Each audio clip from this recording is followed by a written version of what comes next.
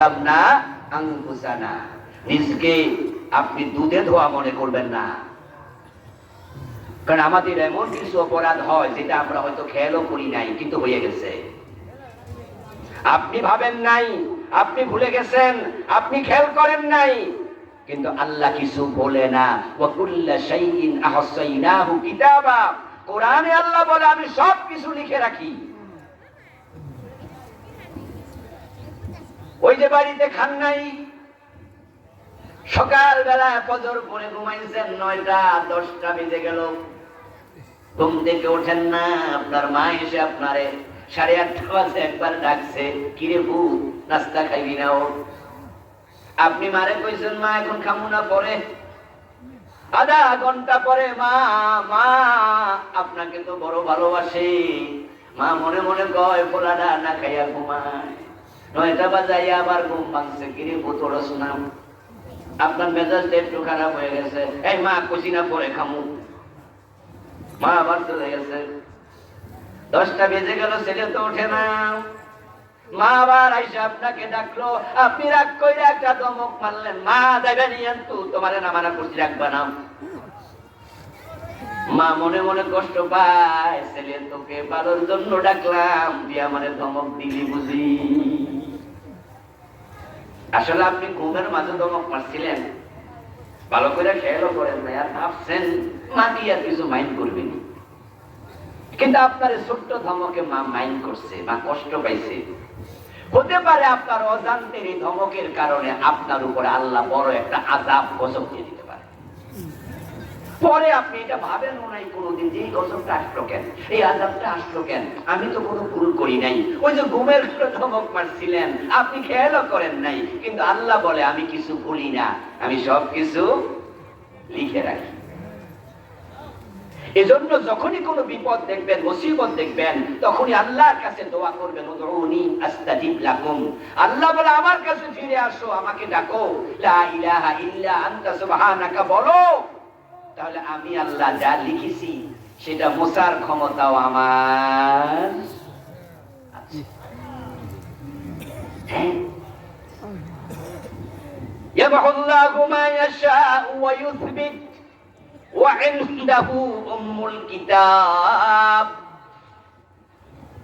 কোরআনের আয়াত করে শোনালাম, বাংলায় বলেছি, ভাবতে পারেন হুজুর মনে নিজের কথা বলছে, অনুবাদ বললাম মাত্র, আমার কথা নয়। ইয়ামাহুল্লাহু মা ইয়াশা ওয়া ইউসবিতু, আল্লাহ যা লেখে আল্লাহ চাইলে সেটা রাখতেও পারে, আল্লাহ চাইলে সেটা মুছেও দিতে পারে।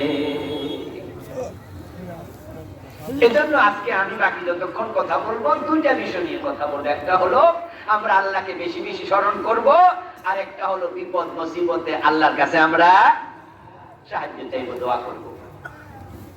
আমরা তো আল্লাহকে ডাকতে এখন ভুলে গেছি। আমরা আল্লাহর কাছে সাহায্য চাওয়ার চেয়ে মানুষের কাছে বেশি সাহায্য চাই। আল্লাহর কাছে আমরা চাই কখন জানেননি, যখন দেখি আর কেউ দেয় না, চারিদিকে চাইয়া চাইয়া চাইয়া তারপরে এবার আল্লাহর কাছে। অথচ কথা ছিল সবার আগে চাইবো কার কাছে? আওয়াজ দিতে হবে, বলুন কার কাছে? আমাদেরকে বানাইছে কে? আমাদেরকে খাওয়ায় কে? জীবিত রাখছে কে? আমাদের সবচেয়ে বড় বন্ধু কে? আল্লাহু ওয়ালিয়্যুল্লাযীনা আমানু ইউখরিজুহুম মিনাজ যুলুমাতি ইলান নূর। প্রিয় ভাইয়েরা আমার, আল্লাহ যদি আপনার উপর নারাজ হয়ে যায়, তামাম পৃথিবী আপনার পক্ষে থেকে আর লাভ নাই। রাজনৈতিক ভাবে নিয়েন না, যদিও কথাটা রাজনৈতিক, তার পূজার জন্য বলছি। ফেরাউনের কথা বললে আপনারা কেউ কি রাজনীতি মনে করেন? অথচ ফেরাউন কি মিশরের রাজা ছিল না? এতগুলা লোক হ্যাঁ ও কয় না, না ও কয় না, ফেসে রাখি সব আমার দিয়া কয়। ফেরাউন রাজা ছিল কিনা? কিন্তু ফেরাউনের কথা কইলে আপনি মনে করছেন এটা উদাহরণ দিচ্ছে হুজুরে, কি দিছে? অথচ সে তো মিশরের রাজা। তো গত শেখ হাসিনা যে দেশে প্রেসিডেন্ট ছিল, উনার কথা কইলে কবেন এই তো রাজনীতি। কেন উনি কি রাজা না? তো উনি কি উদাহরণ হইতে পারে না? ফেরাউনেরটা তো 2500 বছর আগে, আর এইটা তো মাত্র 1.5 বছর আগে। তো কোনটা বেশি যুক্তিযুক্ত? উনি যখন বাংলাদেশের প্রধানমন্ত্রী ছিলেন তাম পৃথিবী উনার পক্ষে ছিল, যেই কোনোদিন চাইলে পৃথিবীর যে কোনো দেশে সফর করার সুযোগ ছিল। কিন্তু দেখেন জুলাই আন্দোলনের পরে তাম দুনিয়া ওনার জন্য সংকীর্ণ হল। আমেরিকা বলতেছে না আমার দেশে আপনি আসতে পারবেন না, অথচ ওনার ছেলে সজীব ওয়াজেদ জয় আমেরিকান নাগরিক। লন্ডন, ইউকে, ইউনাইটেড কিংডম বলছে নো এন্ট্রেস হিয়ার, আমার দেশে আসতে পারবেন না, অথচ ওনার আপন বোন, ছোট বোন শেখ রেহানা ও দেশের নাগরিক, এবং রেহানার মেয়ে ও দেশের এমপি প্রতিমন্ত্রী ছিল।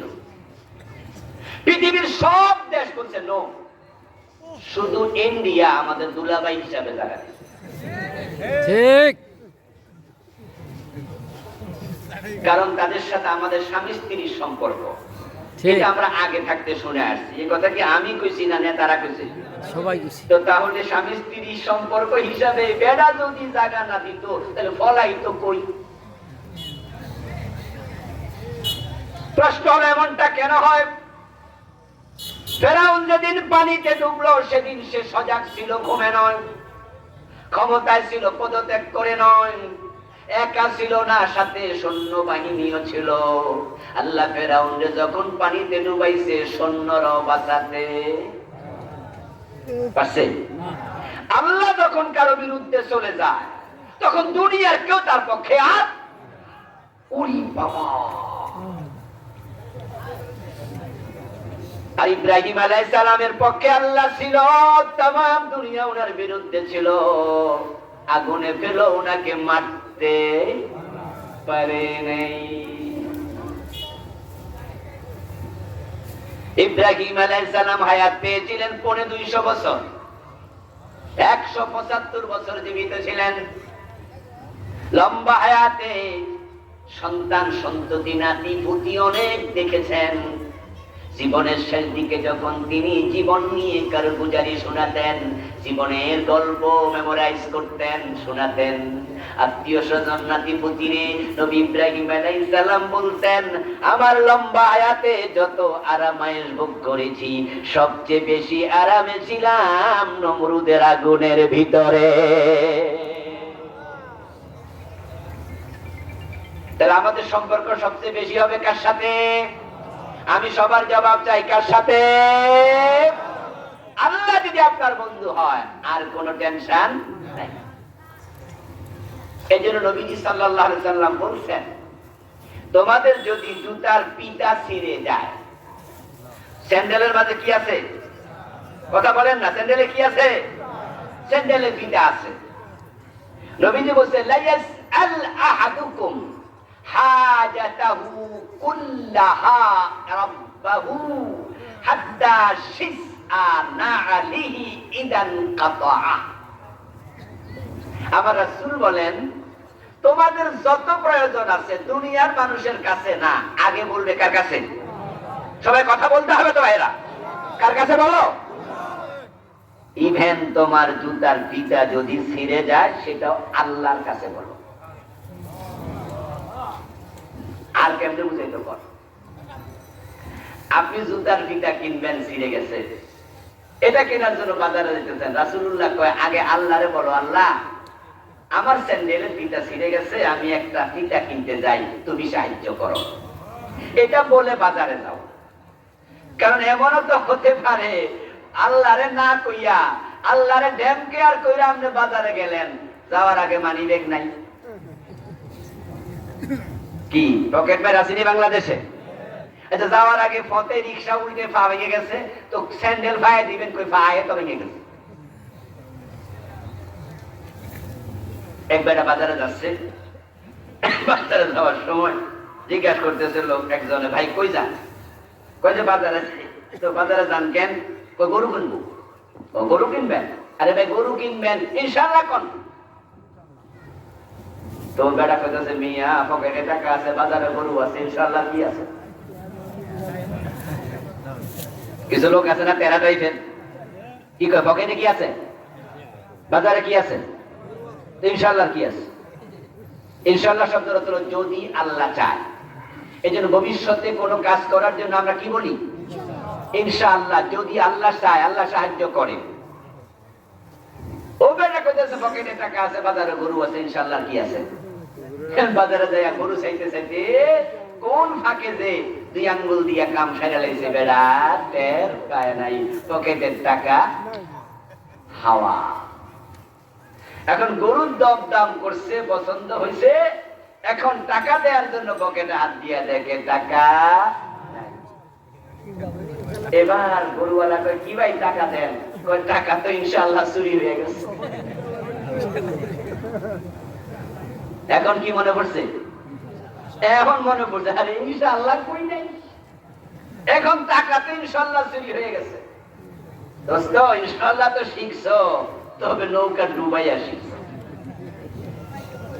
এই ইনশাআল্লাহ আগে বললে আল্লাহ বারাকা দিত। নবীজি সাল্লাল্লাহু আলাইহি সাল্লাম শিখায় জুতার পিতা ছিঁড়ে গেলে এটা আল্লাহর কাছে চাইয়া যাও। আল্লাহ বলছে উজিবু দাওয়াতাদ দাঈ ইযা দাআন। মানুষ যখন বিপদে পড়ে আমাকে ডাকে, না কোরআনের আয়াত, ইযা উজিবু দাওয়াতাদ দাঈ ইযা দাআন। আল্লাহ বলে বিপদে পড়ে আমাকে ডাকতে দেরি, আমি আল্লাহ সাড়া দিতে দেরি করি না।